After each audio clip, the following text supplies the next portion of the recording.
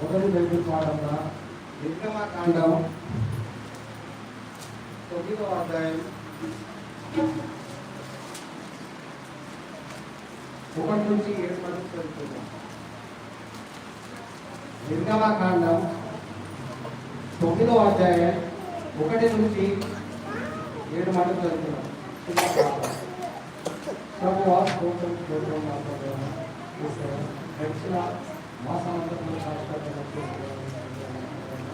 ఈ రోజు ఈ సదుపాయం కాపాడి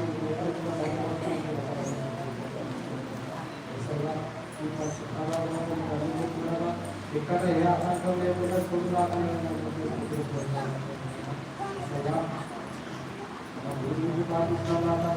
ఆయన చెప్పుతున్న వాక్యం నాకలే కప్పుతో చూడగా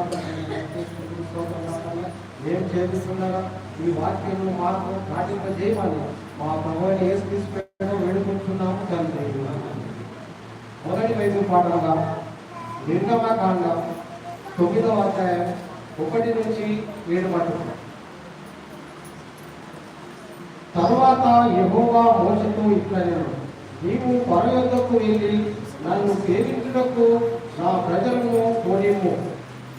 నీవు వారిని తోడియనలక ఇంకను వారిని నిర్బంధించిన ఎడల ఇదిగో యెహోవా బహుకాలము పొలములో ఉన్న నీ పశువుల మీదికి, నీ గుర్రముల మీదికి, గొట్టెల మీదికి, ఎద్దుల మీదికి, గొర్రెల మీదికి వచ్చును.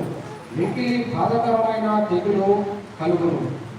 అయితే యెహోవా ఇశ్రాయేలుల పశువులను ఐగుప్తుల పశువులను వేరుపరచును. ఇశ్రాయేలుకున్న వాటన్నిటిలో ఒకటైనను చావదని హెబ్రీయుల దేవుడకు యెహోవా సెలవిస్తున్నాడని అతనితో చెప్పుమను. మరియు యెహోవా కాలము నిర్ణయించి, రేపు యెహోవా ఈ దేశములో మా కార్యము జరిగించుననెను. మరునాడు యెహోవా ఆ కార్యము చేయగా ఐగుప్తుల పశువులను చచ్చెను, కానీ ఇశ్రాయేలుల పశువులు ఒకటిను చావలేదు. ఫరో ఆ సంగతి తెలుసుకున్న పంపినప్పుడు ఇశ్రాయేలు పశువులు ఒకటిను చావలేదు. అయినను అప్పటికి ఫరో హృదయము కఠినమైనందున చెదులను పంపకపోయాను. ఇక్కడతో మొదటి బైబిల్ పాఠం సరి.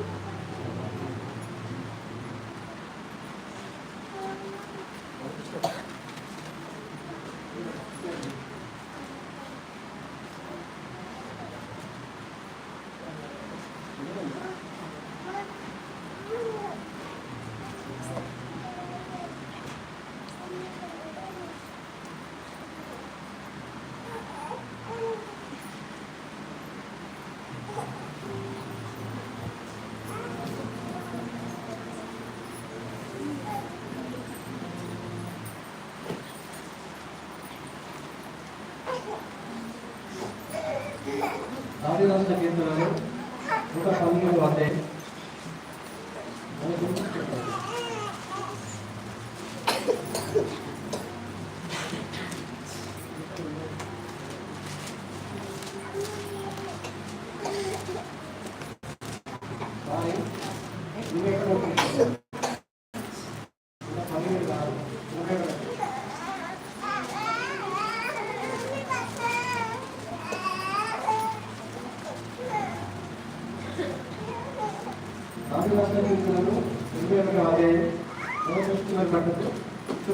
జరుగుతున్నాం 81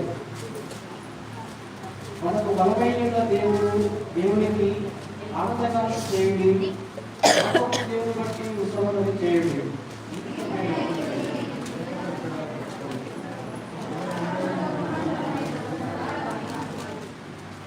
అమావాస్య నాడు 9 మనం పండుగ ఆచరించు దినము నాడు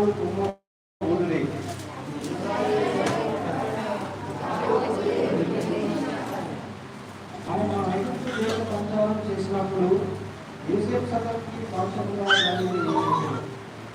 అక్కడ ఎవరి భాష ఉంది.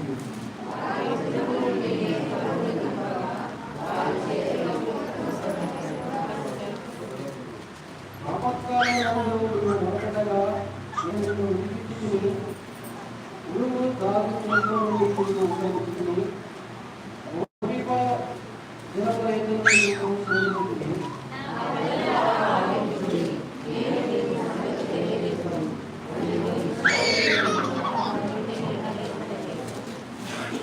అందజనుల దేవతలలో ఒకటిలో ఇందులో ఉండకూడదు. అన్యుల దేవతలు ఒకదానికి నీవు పూజ చేయకూడదు.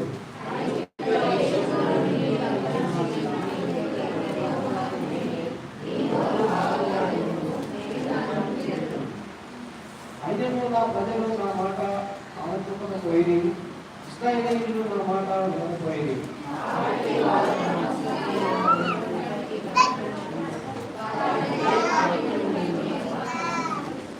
అయ్యో నా ప్రజలు నా మాట వినేగల, ఇశ్రాయేలీయులు నా మాటలను అనుసరించేగల ఎంత మేలు.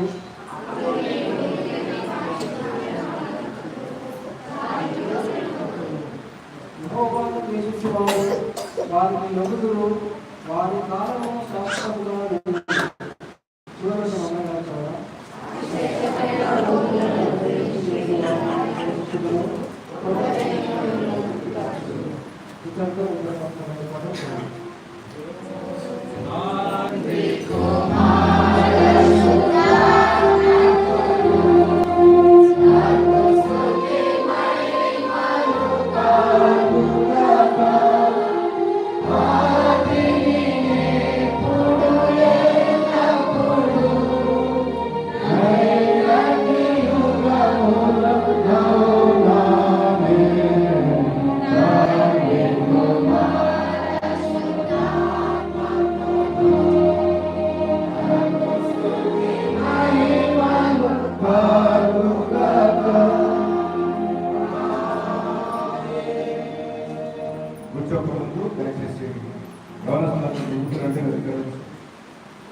యవనస్తులు ముందుకు వచ్చారండి. చాలా ముందు జరగాలి, కార్యాలయం ముందు జరగాలి. పక్కన స్థలం ఉంచకుండా నలుగురు 5 మెంబర్స్ రాయలు వచ్చారు. ఓపెనర్ కూడా ముందు జరిగిన వచ్చారు.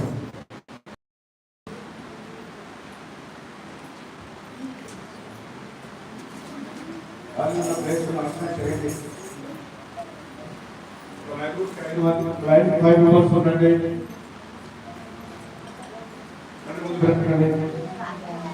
ఈ సమయంలో ప్రత్యేకమైన పాట పాడగలుగుతా. దయచేసి కూర్చోండి. దానికి కార్యంలో కూర్చోండి.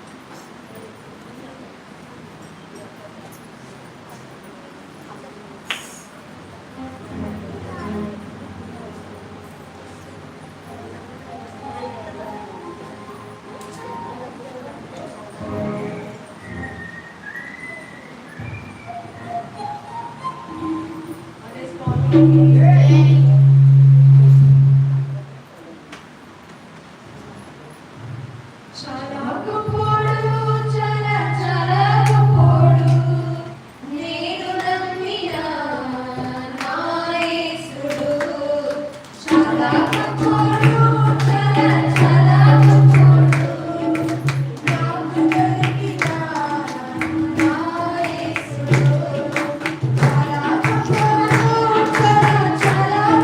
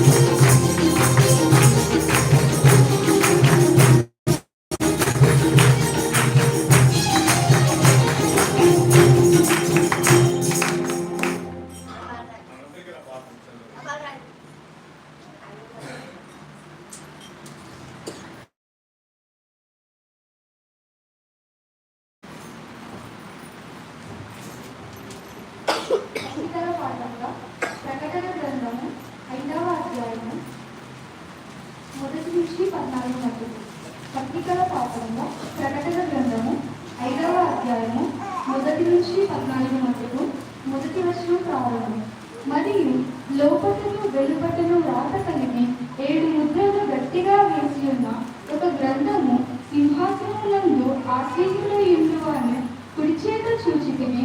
మరియు దాని ముద్రలు తీసి ఆ గ్రంథము విప్పుటకు యోగ్యుడైన వాడెవడని బలిష్ఠుడైన ఒక దేవదూత బిగ్గరగా ప్రచురింపగా చూచితిని.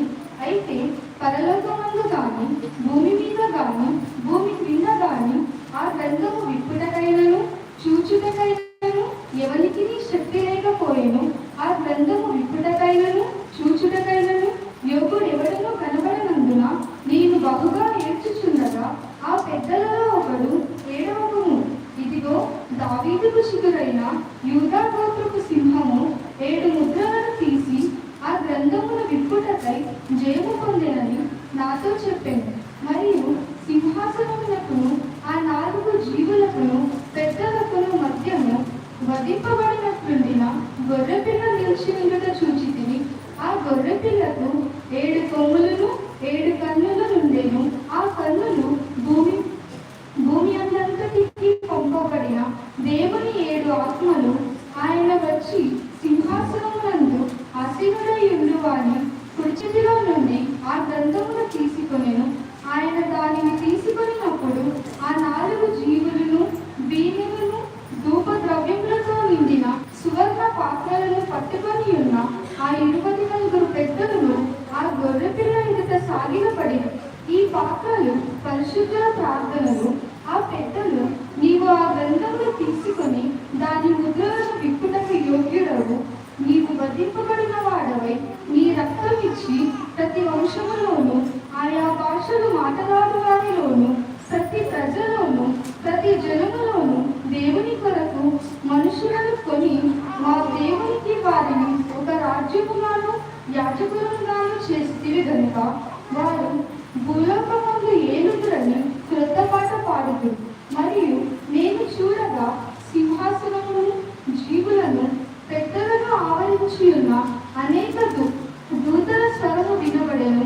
వారి లెక్క కోట్ల కొలదిగా ఉండెను. వారు వధింపబడిన గొర్రెపిల్ల శక్తియు ఐశ్వర్యమును జ్ఞానమును బలమును ఘనతయు మహిమయు స్తోత్రమును పొందనర్హుడని గొప్ప స్వరముతో చెప్పుచుండేది. అంతటా పరలోకమందును భూలోకమందును భూమి క్రిందను సముద్రములను ఉన్న ప్రతి సృష్టము అనగా వాటిలోనున్న సర్వమును సింహాసనాసీనుడై యున్నవానికి గొర్రెపిల్లకును స్తోత్రమును ఘనతయు మహిమయు ప్రభావమును యుగయుగములు కలుగును గాకని చెప్పుట వింటిని. ఆ 4 జీవులు ఆమేన్ అని చెప్పగా ఆ పెద్దలు సాగిలపడి నమస్కారము చేసిరి. ఇంతటితో పత్రికల పాఠము సరి.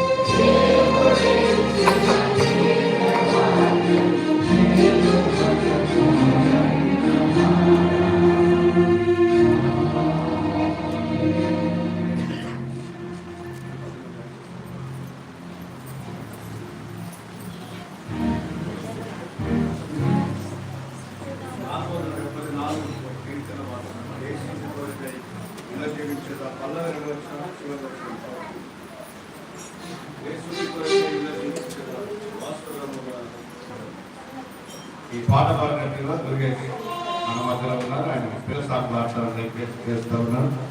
కాబట్టి ఈ చివరి వచ్చిన తర్వాత చర్చిస్తాం. యేసుని కొరకై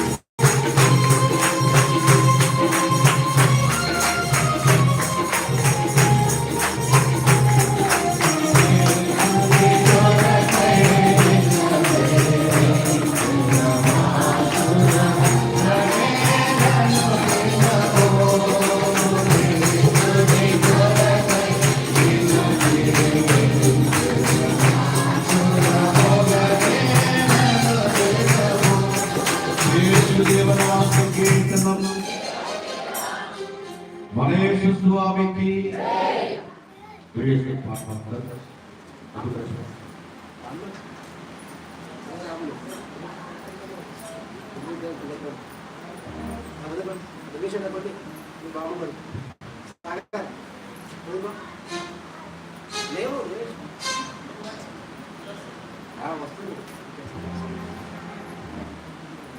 నా ప్రాణ మరే సామికి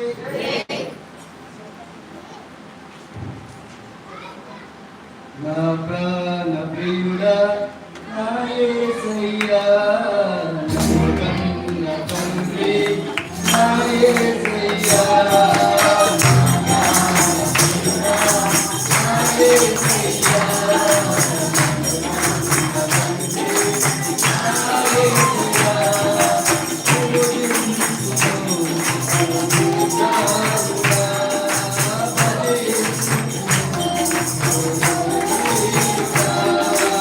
Oh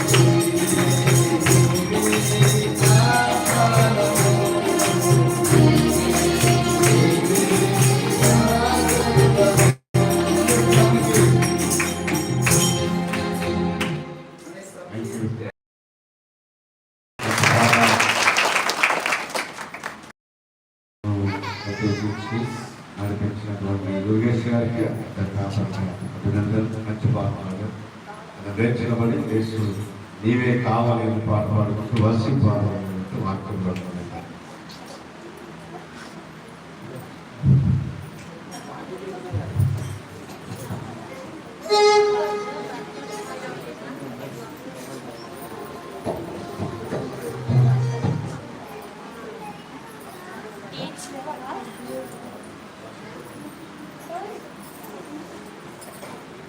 హల్లెలూయా.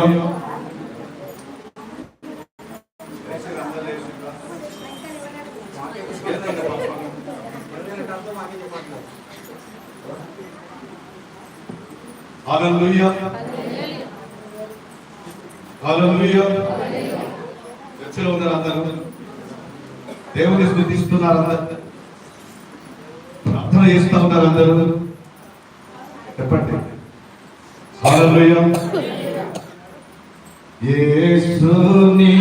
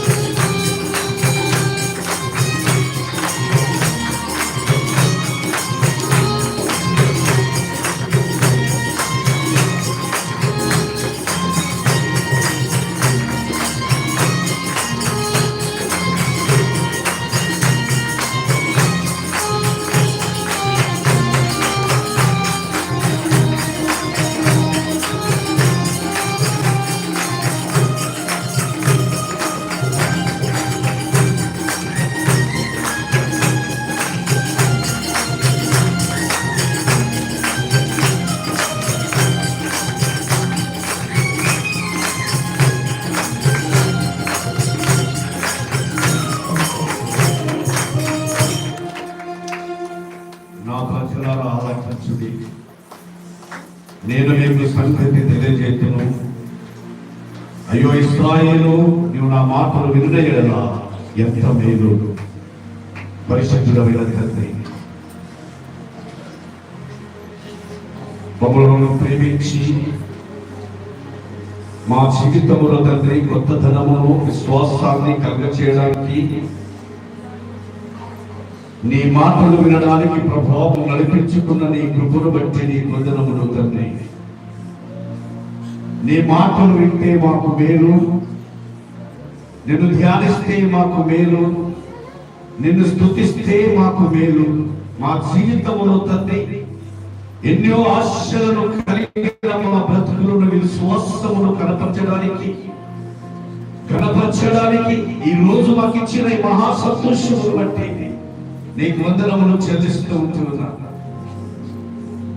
వందనము నీ మాట విన్నా ఎడల మేలు ధరించి నేను ధ్యానిస్తుండగా నీ దాసునైన నన్ను మరుగుపరిచి నీ దగ్గర కింద భద్రపరిచి కాపాడిన విధానాన్ని బట్టి నీకు వందనములు చెల్లిస్తూ నా నోటికి నీ పూర్ణంగా ఉండి మీరే మహిమపరచమని యేసు నామములో ప్రార్థిస్తున్నాము తండ్రి.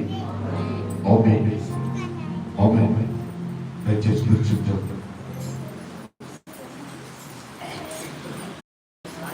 ప్రభువునందు ప్రియమైన దేవుని సంకల్పం యేసుక్రీస్తు పరిశుద్ధ నామమును బట్టి దేవుడిచ్చిన ఈ మహాకృపను బట్టి నేను దేవునికి వందనాలు స్తోత్రములు చెల్లిస్తా ఉన్నాను. దేవుడు నా జీవితంలో మరొకసారి ఆయన స్తుతించడానికి, మీ మధ్యలో ఉండి మీకు బోధించడానికి, ఆయన యొక్క ధర్మమును పాటించడానికి దేవుడు నాకు ఇచ్చిన కృపను బట్టి ఆయన పాదానికి నేను వందనాలు చెల్లిస్తూ ఈరోజు దేవుని మందిరములో దేవుణ్ణి స్తుతించాలని ఆసక్తి కలిగి ఆశతో వచ్చిన మిమ్మల్ని సంఘ కాపరిగా అభినందిస్తూ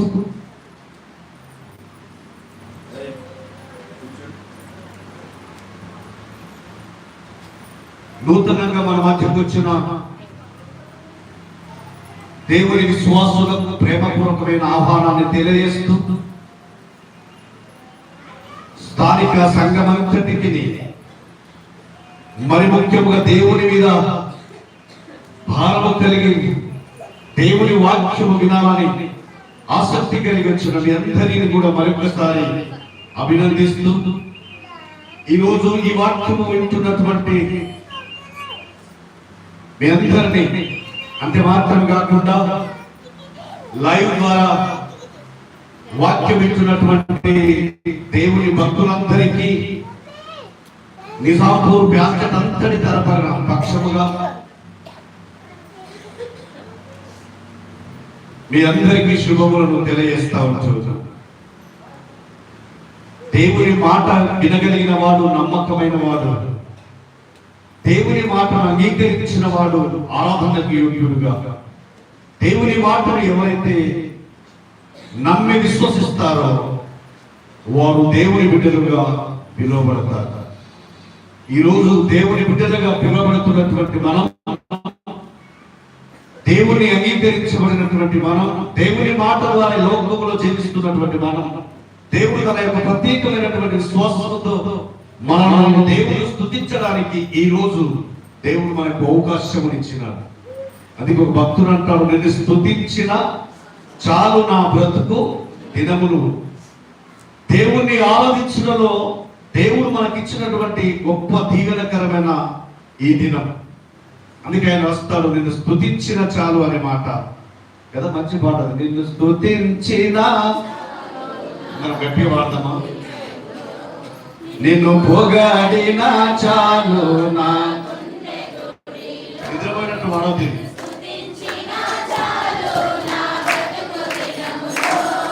నిన్ను పొగాడిన చాలు నా గుండె గుడిలో, ఏమున్నా లేకున్నా నా స్థితిగా ఏమున్నా లేకున్నా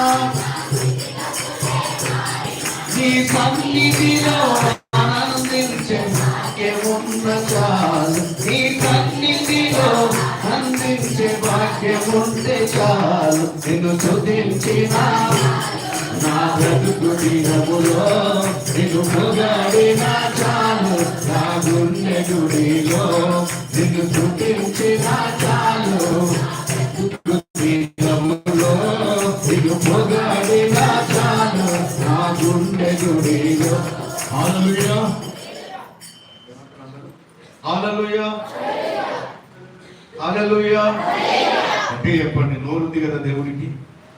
దేవుని స్తుతించడానికి మనకి ఇచ్చినటువంటి మొదటి ఆయుధం ఏంటి చెప్పండి? మొదటి ఆయుధం ఏంటి? ఉందా? ఉంటే గట్టి చెప్పు హల్లెలూయా. ఆ పక్క కాకుండా ఈ పక్క హల్లెలూయా.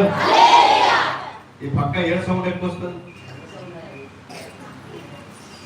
నిన్ను స్తుతించిన చాలు, నా బ్రతుకు దినములో నిన్ను పొగడిన చాలు, నా గుండె గుడిలో నిన్ను స్తుతించిన చాలు, నా బ్రతుకు దినములో నిన్ను పొగడిన చాలు.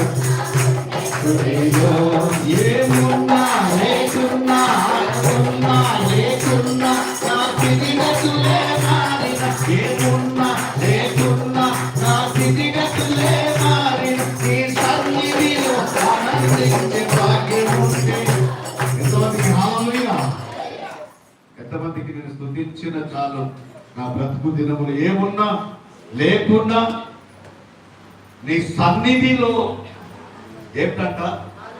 నీ సన్నిధిలో ఆనందించే భాగ్యం ఉంటే చాలు అంటున్నాడు దేవుడు. తప్పకూడదు. అయ్యారు అన్నీ చెప్పాలి, తప్పని కొట్టుకోవాలి అంటే అయ్యారు కొరకు చెప్పినట్లు. అవునా కదా? నిలబడమానాలి, అవునా? బాగా చూడమనాలి, అవును, అన్నీ అయ్యారు చెప్పాలి. కానీ సందర్భాన్ని బట్టి నీ సంతోషాన్ని దేవునికి వ్యక్తపరచాలి. దేవుని ఎలా కనపరచాలంటే స్తుతించడం ద్వారా కనపరచాలి. దేవుని ఎలా కనపరచాలంటే ఆరాధించడం ద్వారా కనపరచాలి.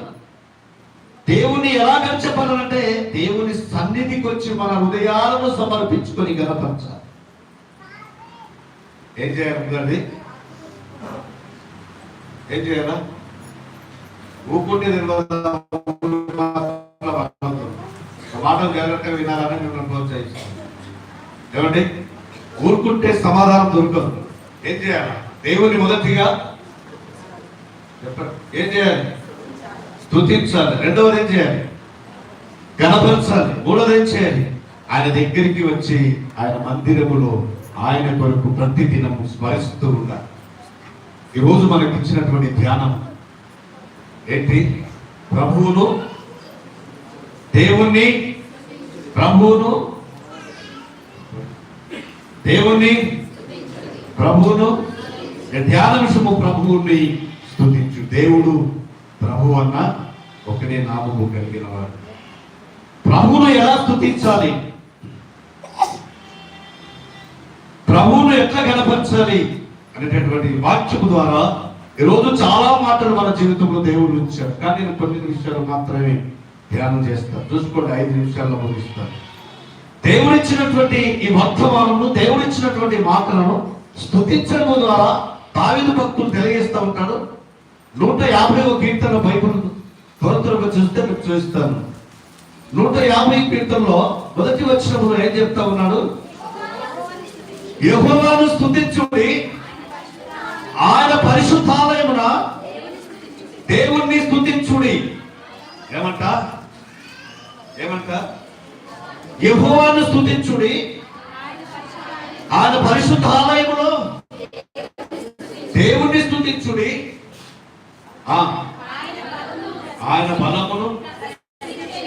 ఆయన బలమును ప్రసిద్ధి చేయు ఆకాశ విశాలమందు ఆయనను స్తుతించుడి. ఆకాశ విశాలమందు అనగా భూమి అంతటా కూడా మనము దేవుణ్ణి స్తుతించాలి.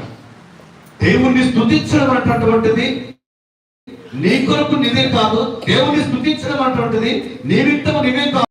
స్తుతించవచ్చు చూడండి, నీ కొరకు నీ కుటుంబం పట్టనే కాదు, ఆకాశం అంతటా కూడా, ఆకాశము క్రింద ఉన్నటువంటి భూమి అంతటా కూడా దేవుణ్ణి స్తుతించడం మంచిది. దేవుని ఎలా స్తుతించాలంటే మన హృదయపూర్వకంగా దేవుణ్ణి స్తుతించాలి. దేవుని ఎలా స్తుతించాలంటే దేవునికి నమ్మకమైనటువంటి ఆరాధనగా దేవునికి ఆరాధన చేయాలి. దేవునికి నమ్మకముగా నువ్వు ఎప్పుడైతే ఆరాధన చేస్తూ ఉంటావో, దేవుని ఎప్పుడైతే నువ్వు నమ్మకంగా ఆరాధిస్తూ ఉంటావో, దేవుడు నిన్ను చూసి సంతోషపడతాడు. 117వ కీర్తనలో ఆయన ఒక మాట రాస్తూ ఉంటాడు చూడండి. అక్కడ ఉన్నటువంటి మొదటి 2 వచనాలను చూస్తూ ఉంటే, అక్కడ దేవుణ్ణి స్తుతిస్తూ ఉండగా యెహోవా కృప, హల్లెలూయా, ఎక్కడుందట? యెహోవా కృప మన ఎడల హెచ్చుగా ఉంది. దేవుణ్ణి స్తుతించడం ద్వారా దేవుని యొక్క కృప మన ఎప్పటి కూడా రాత్రింపగలు నిలిచి ఉంటది. హెచ్చుగా అంటే ఎక్కువగా ఉంచబడింది. యెహోవా కృప ఎక్కువగా ఉంచబడింది. 2వ వచనంలో చూడండి, ఆయన విశ్వాసత ఏం చేస్తుందట?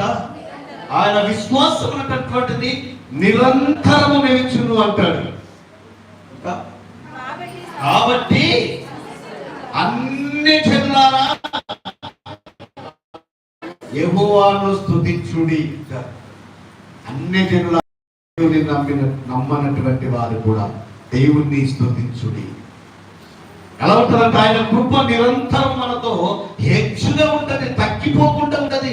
ఒకనాడు నిన్ను హెచ్చుగా చేసి ఒకనాడు నిన్ను దించేటటువంటి దేవుడు మన దేవుడు కాదు. నువ్వు స్తుతిస్తే, నువ్వు ఆరాధిస్తే, నువ్వు దేవుడిని కనపరిచినట్టే దేవుడు నిత్యము నీతో ఉంటాడని వాగ్దానం చేసిన దేవుడు. దేవుడు నిన్ను భయపరిచినట్లయితే దేవుడు నీతో మాట్లాడతానని వాగ్దానం చేసిన దేవుడు. దేవునికి తగినటువంటి జీవితాన్ని మనము కలిగి దేవునికి ఆసక్తి కలిగి జీవితం.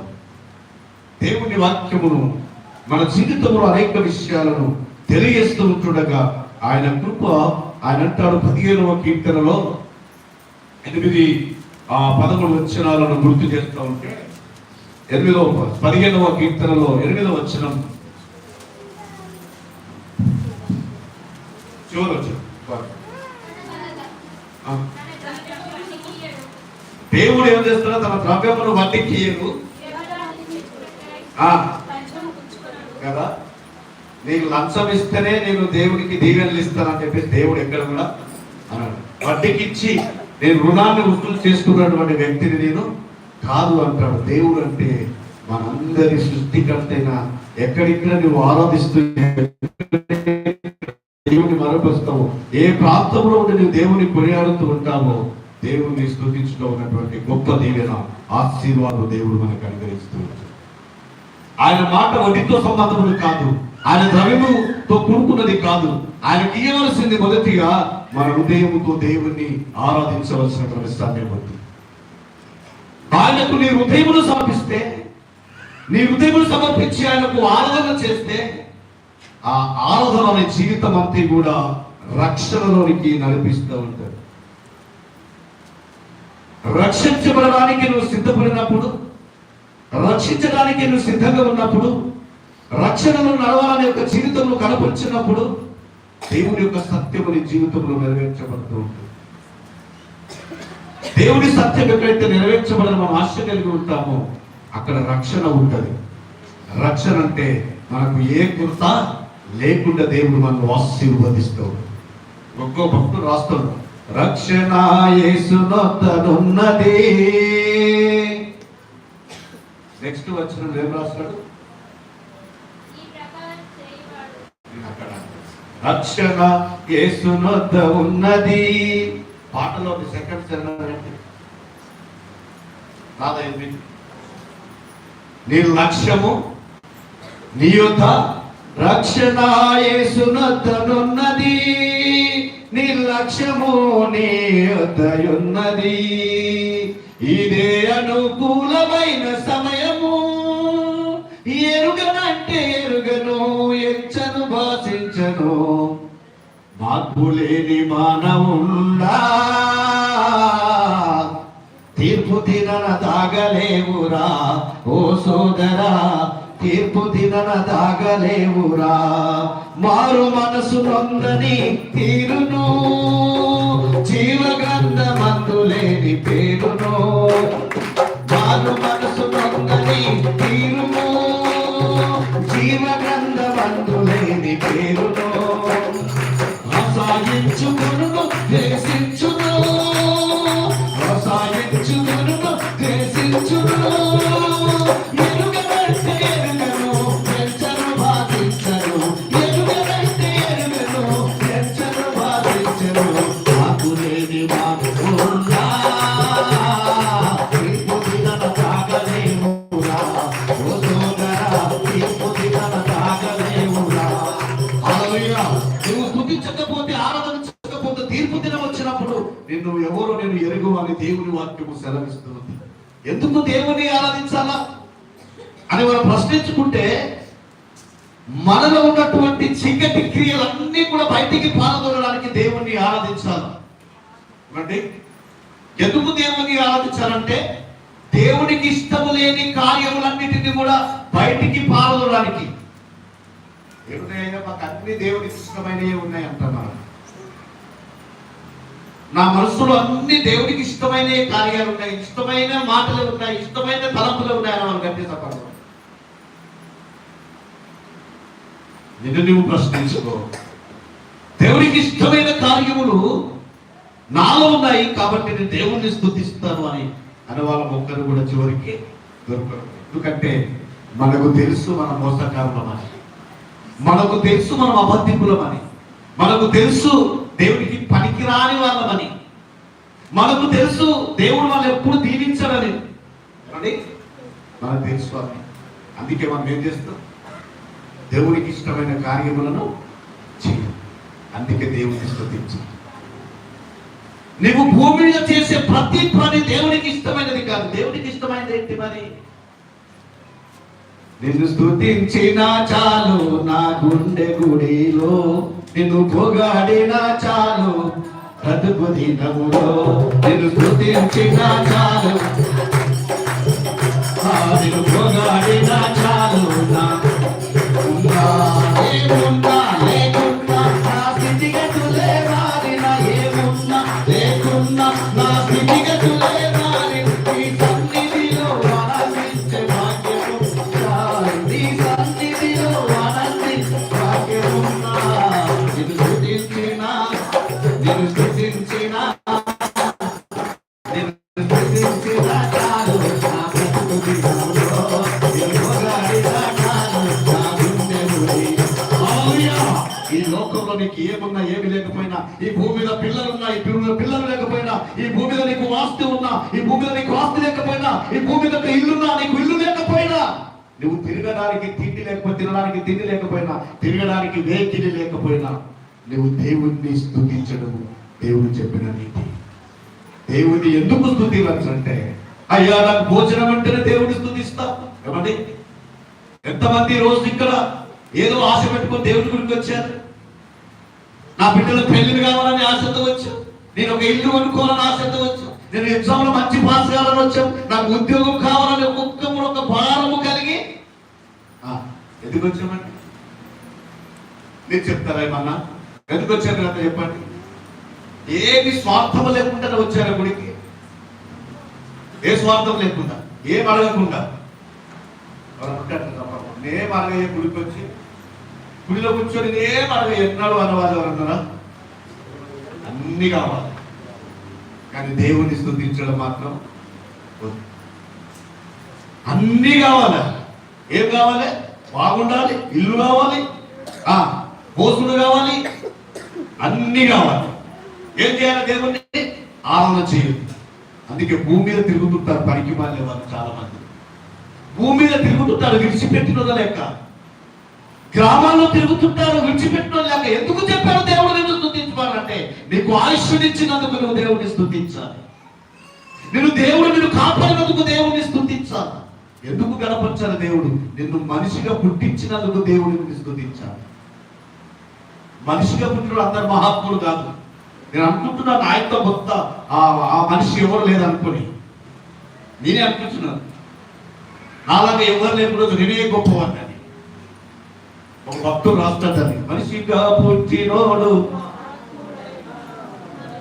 ఎక్కడ పోవాలట చెప్పండి, ఎక్కడ పోవాలట?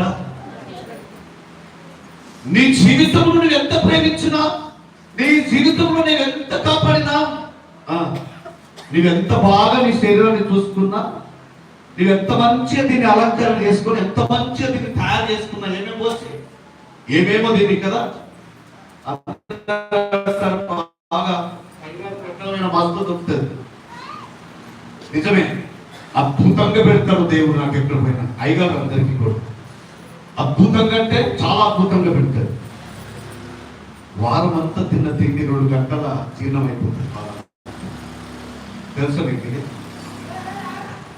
వారం అంతా వేసి వారంలో చేసి ఆరాధన చేయబట్టి ఉన్నదంతా అందరూ అనుకుంటారు అయ్యగారికి మంచి మంచి భోజనం తింటారు. ఆయనకి మంచి మంచి భోజనం దొరుకుతుంది, కానీ మంచి ప్రార్థన చేయకపోతే దేవుడు నాకు కూడా శిక్ష.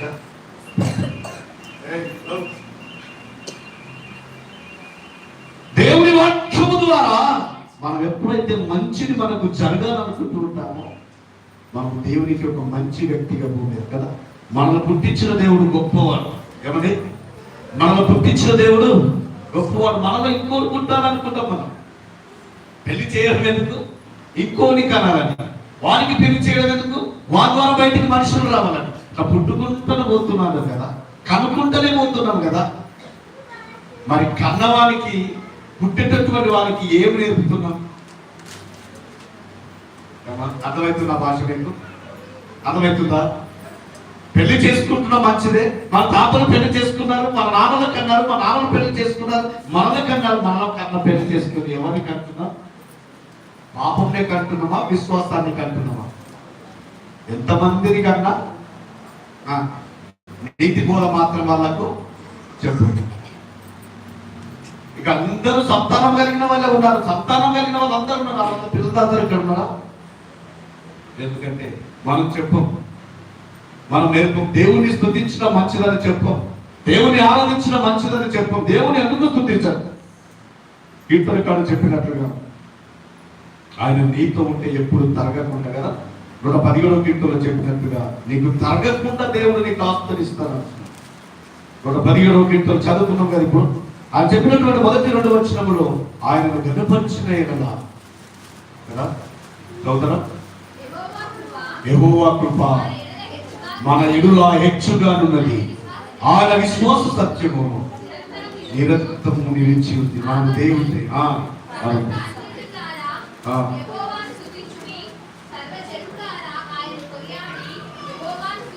ఆయన నామమును కొనియాడి స్తుతించి గణపరిచాడు.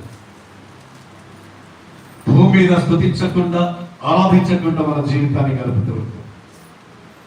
ఎవరిని స్తుతిస్తామని అంటే, పొలిటికల్లో ఉంటే పొలిటికల్కి వెళ్ళిన తర్వాత ఎవరైనా కొన్ని డబ్బులు సహాయం చేసే వాళ్ళు రాత్రి పగలు స్తుతిస్తూ ఉంటాం. వాని గురించి చెప్పుకుంటాం, వారి ఫ్యాన్ అని చెప్పుకుంటాం, వారి జీవనం అని చెప్పుకుంటాం, ఇంకేమో చెప్పుకుంటాం.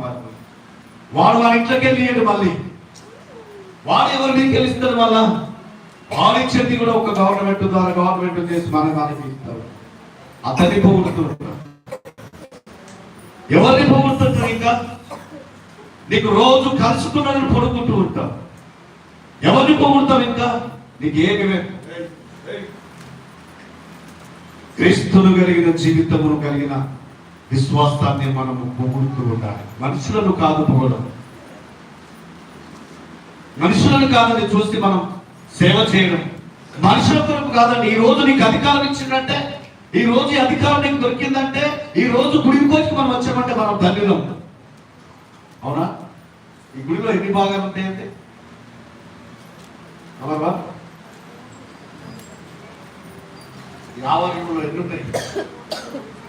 ఒకటే ఉన్నది కదా. చెప్పండి. ఇంకోటి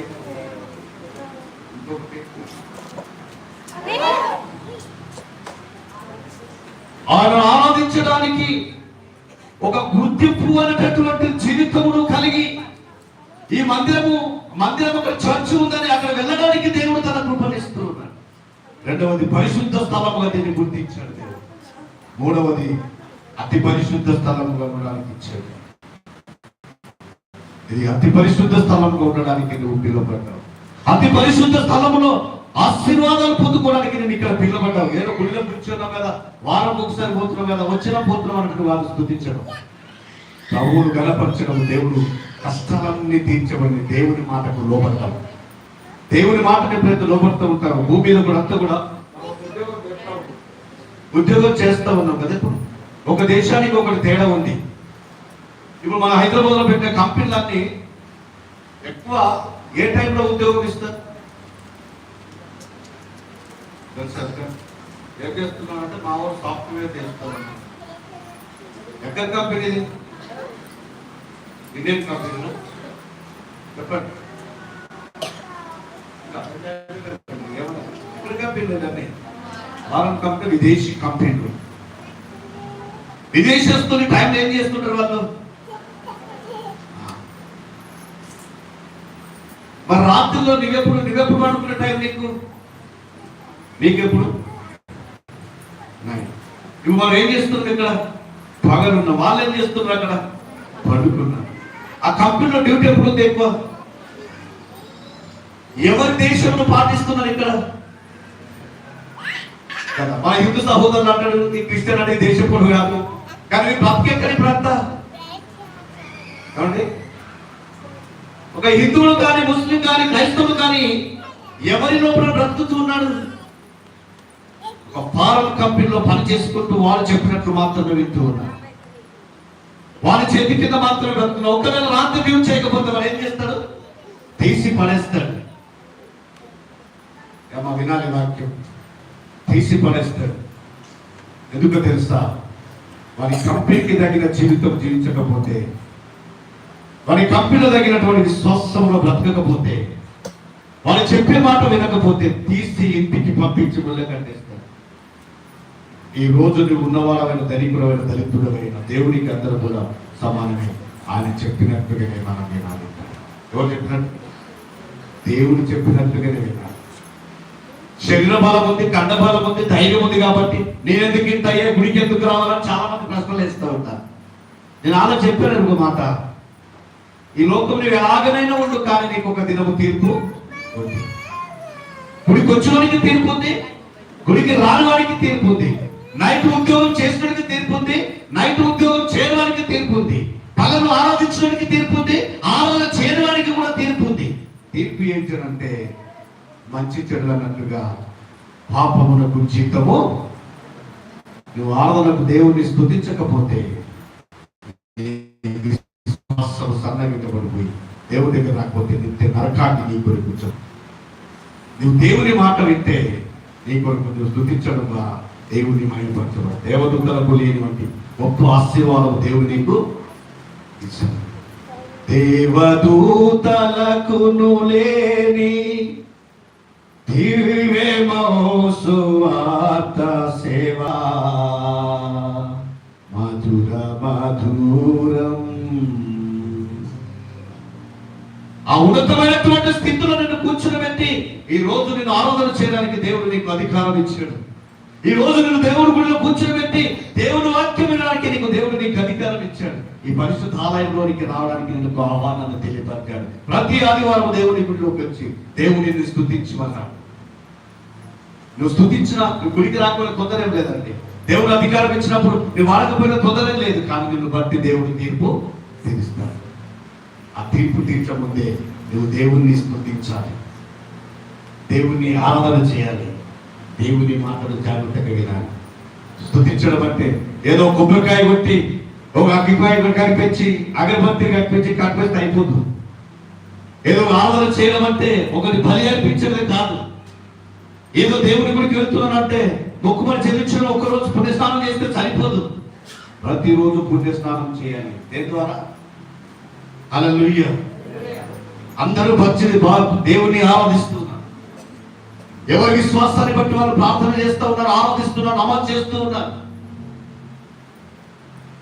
హిందువుల్లో కూడా ఆరాధించిన వాళ్ళు చాలా మంది ఉన్నారు. ముస్లింలో కూడా సరైనటువంటి విధానాన్ని పాటించిన వాళ్ళు చాలా మంది ఉన్నారు. క్రైస్తవంలో కూడా చాలా మంది ఆరాధించిన వాళ్ళు చాలా మంది కట్టారు. కానీ పేరుకు అందరూ క్రైస్తవుని, అందరూ హిందువుని, అందరూ ముస్లింని. కానీ బైబిల్ గ్రంథాలు, రామాయణము, ఖురాన్ చెప్తుంది దేవునికి ఇష్టమైన జీవితమును జీవించువారని నావారే. ఏంటి అంటే దేవుణ్ణి స్తుతించడము మంచిది. నీ గుండెలో దేవుని స్తుతించాలి. నీ గుండెలో దేవుని గుడి ఆశీర్వాదము కట్టుకోవాలి. అప్పుడే నువ్వు చేసిన ప్రతి పాపము బయటికి వస్తూ ఉంటాయి. ఏమండి, మంచిది తీసేస్తే వాటర్ తాగుతామండి, వాడికి ఏది తింటుంది? చెడ్డదా మంచిదా? చెడ్డది ఎక్కడ పోతుంది? కిలకిల అన్నం తింటాం కదా, తింటప్పుడు మంచి ఆహారం తింటాం కదా. మంచిది ఎక్కడ ఉంటుంది? చెడు ఎక్కడ పోతుంది? మంచిది ఏం చేస్తుంది? శరీరానికి బలమునిస్తుంది, చెడంతా బయటికి వెళ్ళిపోతుంది కదా. మరి నీ జీవితం తప్పని తెలుసుకుంటే కూడా, ఈ చేసే పని చెడు అని కూడా, ఈ మంచి పని కాదు ఇది చేయకూడదని తెలిసి కూడా నువ్వు తప్పు పని చేస్తూ ఉన్నావే, మరి నేను మనిషిగా గుర్తించొచ్చా? ఈ హత్య చేయమని చెప్తే నువ్వు చేస్తూ ఉన్నావు, తాగకుండా తిరిగిపోతావు, చచ్చిపోతావు అంటే తాగుతూ ఉన్నావు, నీ లివర్స్ ఖరాబ్ అయిపోతాయని డాక్టర్లు చెబుతూ ఉన్నారు, తాగుతూ ఉన్నావు. నీకు అధికారం ఇచ్చి సేవ చేయమంటే చేయకుండా తప్పించుకుంటున్నావు. అవునా? దేవుడికి చెప్పాడు కదా, నీకు ఏ అధికారం ఇచ్చారు చేయాలని, నీకు ఏ పని మీద అధికారం ఇచ్చారు చేయమని చెప్పాడు కదా దేవుడు. ఇవన్నీ విడిచిపెట్టాను, ఏం చేస్తాం? మళ్ళీ అట్లా చేయవలసినవి చేయక చేయరానివి చేస్తే ప్రభావములను ప్రతిరోజు మనం నోటు దాచుకుంటాం. ఎక్కడి నుంచి చెప్తారా? మీ మాట ఎక్కడ చెప్పండి చూద్దాం.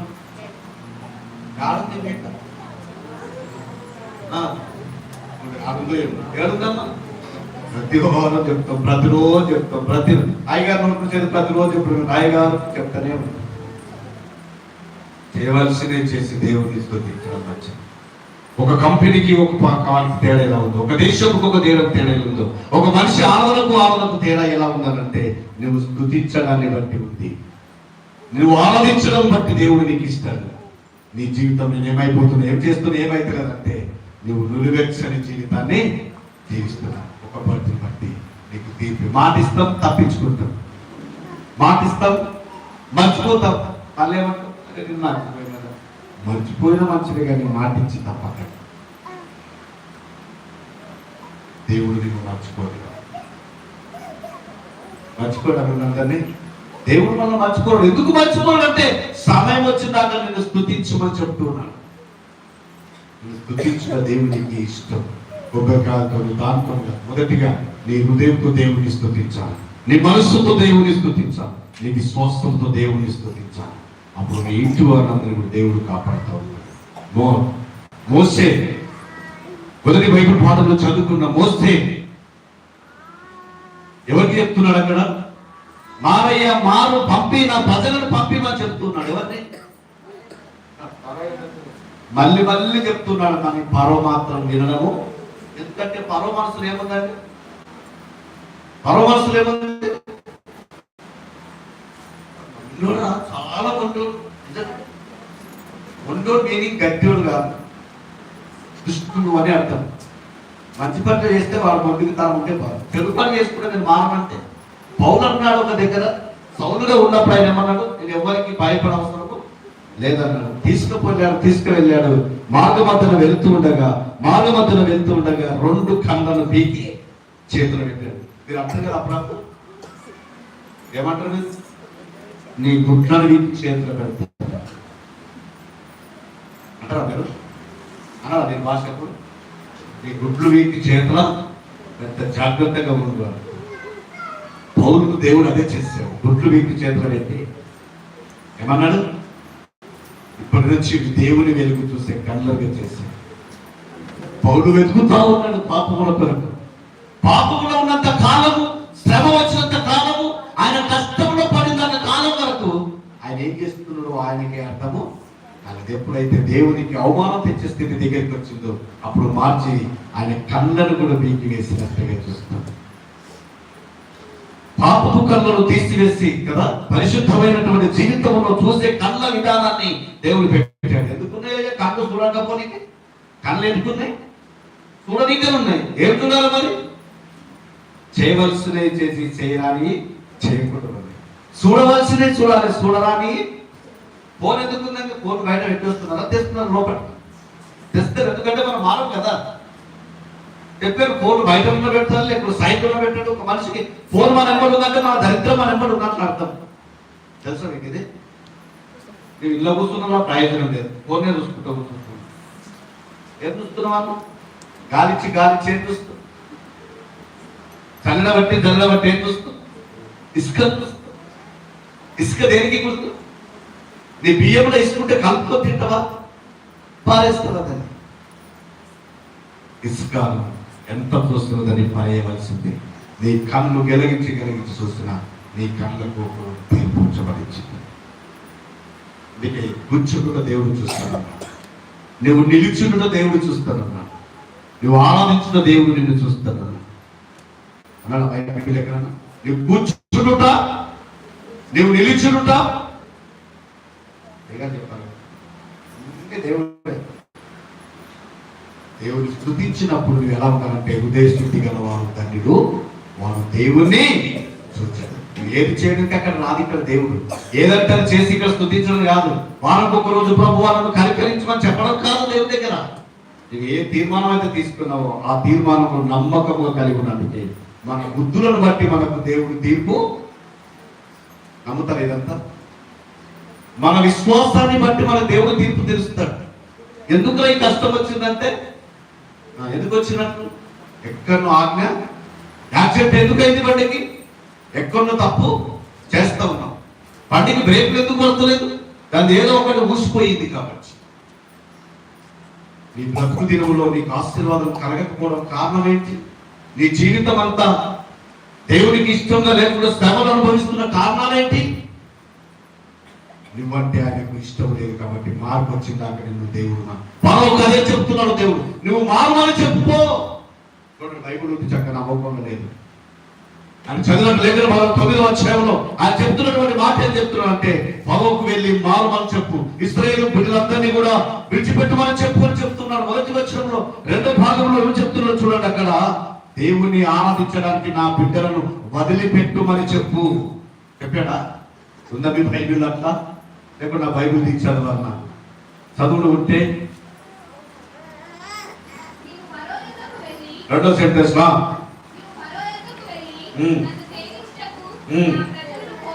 నీవు ఫరో యొద్దకు వెళ్ళి నన్ను సేవించుటకు నా ప్రజలను పోనిమ్ము. సాతాను బంధకములో పట్టుబడ్డ బిడ్డలారా జాగ్రత్తగా వినండి. నీ మనస్సు నీ అంతరంగము చెప్తుంటది నీకు ఎప్పుడు కూడా. ఇక్కడ ఫరోకు చెప్పినట్లు నీ శరీరానికి చెప్తుంది. నువ్వు శరీరేచ్ఛల నుండి విడుదల. మన శరీరేచ్ఛలు అంటే ఏమండి? ఈ శరీరాన్ని చూసుకుంటే ఎన్ని రోజులు చూస్తామండి? చెప్పండి. ఎప్పటిదాకా? ముసలితనం వచ్చినాక చూస్తావా శరీరాన్ని? చిన్న ఉన్నప్పుడు బాల్యం ఉన్నప్పుడు చూస్తావా శరీరాన్ని? ఎర్ర వయసు వస్తుందో లేదో ఏం చేస్తావు? దీన్ని చూసుకుంటూ గర్వంగా నడుస్తూ ఉంటాడు. ఈ గర్వపడే జీవితాన్ని దేవుడు కొడుతున్నాడు ఈరోజు. ఈ గర్వపడే విశ్వాసాన్ని దేవుడు ఈ రోజు ఏమంటున్నాడంటే, నా బిడ్డలు దేవుని మందిరంకి వచ్చి ఆశీర్వదింపబడడానికి వారిని విడిచిపెట్టండి. ఫరో పోయి చెప్పినప్పుడు యోసేపుకు చెప్పరు. మోసేపు దేవుడు చెప్తున్నాడు ఈరోజు. ఎందుకు? వారిని సేవించడానికి. ఫరో విన్నాడా? ఫరో నాలాగా గర్విష్ఠుడు కాబట్టి. మీరు కూడా చెప్పుకుంటారు కదా, ఎంతసేపు చెప్తారు, ఎప్పుడు ఇస్తారు. చాలా మంది గుడికి రాడు, పనికి రాడు. టైం ఎక్కువైతుంది. టైం ఎందుకు అవుతుంది? టైం నీ మనసంతా జీవితంలో నెమ్మది లేదు, నీ దేవుడి మీద ధ్యానం లేదు కాబట్టి టైం ఎక్కువైతుంది. ఎంత కట్ చేసి చెప్పినా, ఎంత కట్ చేసినా ఖచ్చితంగా 2 hours చర్చిలో కూర్చో. ఎన్ని గంటలు ఇచ్చాడు నీకు దేవుడు వారానికి? చెప్పండి, వారానికి ఎన్ని గంటలు ఉన్నాయి నీకు?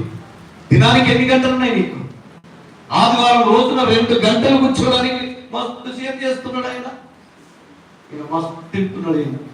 ఏంటి మస్తు ఇనే కోటికి పరిగెత్తి అందరికి సహాయం చేస్తున్నాడు ఆయన.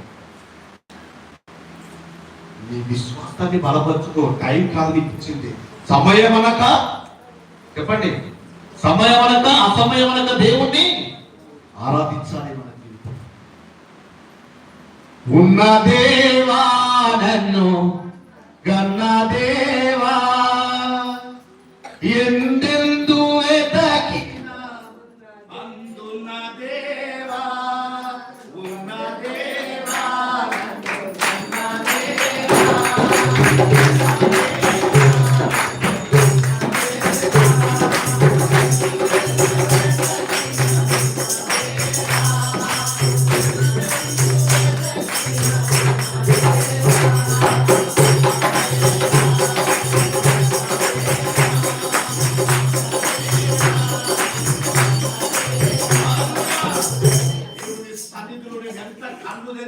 ఈ పాపమును లోకంలో చూస్తున్నావో, నీ కళ్ళను విప్పి ఎంతగానో భూమి మీద ప్రాకులాడుతూ ఉన్నావో, అంత ప్రాకులాడుతూ దేవుని కొరకు నువ్వు వెతుకుతే దేవుని సత్యము నీ కొరకు ఆర్భాటంగా ఉంచబడి ఉంది. ఇది తప్పు కాదు. దేవుని బిడ్డారా, నువ్వు దేవుని స్తుతిస్తే ఆత్మతో నువ్వు దేవుని ఆరాధించు. నీ శరీరాన్ని చూసుకుంటే వయసు వచ్చింది కదా, వయసు ఉంది కదా అని చెప్పేసి ఎంత ఇష్టంగా నీ శరీరాన్ని ప్రేమిస్తావు. ఒక భోజనం చేయడానికి ఎంత ఇష్టమని భోజనం చేస్తావు. అంతే ఇష్టంగా నువ్వు ఆరాధించినప్పుడు దేవుని మంచి మనసు కలిగి దేవుని ఆరాధించు. కొబ్బరికాయ కొడతాం కదా, ఎందుకు కొడతారు కొబ్బరికాయ? నా తాత కొట్టి నేను కొడతా, నా అయ్య కొట్టి నేను కొడతాను. కొబ్బరికాయలు ఎందుకు కొడతారు? చెప్తారు మీకు తెలిసిన ఉన్నది కొట్టాలి. చెట్టుకెళ్ళి వచ్చే పోసే 30 రూపాయలు కొడితే అయిపోయి అంతేనా? కొబ్బరికాయ మీనింగ్ ఏంటంటే స్వచ్ఛమైన మనసుకు గుర్తాలి. అందుకే మీద బాడీ గట్టి ఉంటది, దాని మీద భూజంతా ఉంటది. ఏమండి, భూజంతా ఉంటది. అదంతా పీకేసి కొబ్బరికాయ ఉంటుంది. లోపల కనిపించేది కొబ్బరికాయ మీద ఉంటుంది. చూడండి, ఉడక పచ్చ మీద ఏముంటది? ఇంకా కలర్ ఉంటుంది. దానికి ఆ కలర్ దాటిపోతేనే తెలుపు కనిపిస్తుంది. ఆ తెలుపు కనిపించే తెలుపులో లోపల ఏముండదని కదా నీళ్ళు ఉంటాయి. నీళ్ళు కొబ్బరికాయ తెలుపునప్పుడు నీ హృదయం, నీ పైకి నీ తోలుకి ఎట్లుందో ఆ కొబ్బరికాయ కూడా అతనే. నీ తోలు లోపల తిరిగితే కొబ్బరికాయ కూడా తెల్లగా లోపల ఉంటుంది. అవన్నీ లోపల రక్తం ఎట్లా ప్రవహిస్తుందో కొబ్బరికాయ కూడా. కానీ కొబ్బరికాయ గురించి మన బ్రతుకులు మన నెమ్మది లేకుండా మన రక్తంలో అంత పాపాన్ని విషాన్ని ఆ విషాన్ని తీసేసి పాపంలో పెట్టినప్పుడే, ఆ రక్తంలో శుద్ధి చేయబడినప్పుడే యేసుక్రీస్తు యొక్క రక్తంలో మనం శుద్ధి చేయబడతాం. భక్తుడు రాష్ట్రం నుంచి శుద్ధి శుద్ధి శుద్ధి సర్వశక్త ప్రభు. జీవితం శుద్ధి కావాలంటే స్తుతిస్తేనే కాదు, భక్తితో ఆరాధన చేయడమే కాదు, ఆయన కావాల్సిన జీవితాన్ని ప్రభుత్వం ఇష్టపడిన వారి నిజమైన క్రైస్తవుడు. ఆ నిజమైన క్రైస్తవుడే ఈ రోజు కొబ్బరికాయ కొట్టడానికి సిద్ధంగా ఉన్నాడు. మోసాలు చేసినోడు కొబ్బరికాయ, పాపం చేసినోడు కొబ్బరికాయ కొట్టడం మంచి తప్పు కాదు. కానీ మారడానికి ఇష్టపడు. దేశంలో రేపు మారాలని, దేశంలో మార్చుకో మారాలని, వేషధారణకు మారాలని, వేషధారణ తీసివేసుకో. అప్పుడే మన జీవితంలో కొత్త ప్రారంభమైంది. బావిలో నీళ్లు కొట్టిన కొద్ది శరీరంలో నీళ్ళు ఎట్లా వస్తాయో, బావి తోడు కొద్ది నీళ్ళు ఎట్లా వస్తాయో, బోరేసిన కొద్ది నీళ్ళు ఎలా వస్తాయో, నువ్వు ప్రార్థన చేసిన కొద్ది అలాగో నీలో నుంచి ఆశీర్వాదాలు బయటికి దేవునికి ఇవ్వాలి. అదే దేవుడు ఇచ్చిన గొప్పవాడు. ఒక బావిని ఎలాగ తవ్వుతావో, ఆ తవ్వినప్పుడు నీ జీవితంలో ఎలాగైతే దేవుని విశ్వసిస్తపడుతూ ఉంటావో, నీ జీవితం దేవునికి నమ్మనప్పుడే నువ్వు నిజమైన క్రైస్తవుడిగా పిలువబడతావు. దేవునికి క్రైస్తవుడు అంటారు. తీరని కోరిక తీరని వారికి అందరికీ, బుద్ధిమాన జీవితం ప్రయోజనం అసలు వాడిని. ఏడుపు క్రైస్తవులు అయిన వాళ్ళ తీరని కోరికను తీరిన వారు మారుతే రక్షణ కలుగును రన్నా విశ్వాసం తీర్చబడాలి. దేవుని స్తుతించాలి. మన సారా ప్రభు భజన చేయరా,